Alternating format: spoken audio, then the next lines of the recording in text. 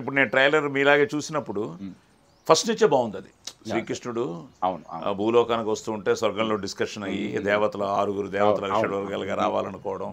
ఎందుకంటే ఇప్పుడు టోటల్గానే చూస్తుంటే ఇండియా లెవెల్లో ఇలాంటి సినిమాలన్నిటికీ ఒక మంచి ప్రజాదరణ ఉంది.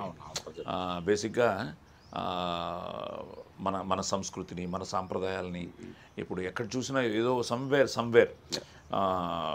అన్నీ అంటే మనం ఎవరిని మనం ద్వేషించము అన్నది కూడా చాలా అండర్ ఇదిగా వెళ్తోంది.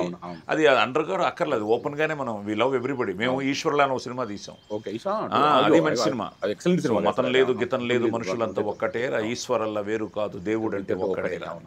సో ఇది ఏంటంటే అన్నెసరిగా మళ్ళీ అరిషడ్ వర్గాలే అవే మనుషులు ఆడిస్తున్నాయి. మనం ఆడుతూనే ఉంటాం. నేను కైవార తాతయ్య అనే ఒక సినిమా చేశాను, తాతయ్య. సో అందరూ తాతయ్యలే అంటాడు తాతయ్య, ఎందుకంటే ఆ దేవుడు వేసే తాళానికి అందరూ తాతయ్య అని ఆడేవాళ్ళు, అందుకే తాతయ్య అని అందరూ తాతలే. అలాగా ఇదంతా నువ్వు చెప్పినట్టు లాస్ట్ లో ఉందిగా మళ్ళీ. ఆ దేవుడు మనకు అర్థం కావు, అర్థమైతే దేవుడే కాదు.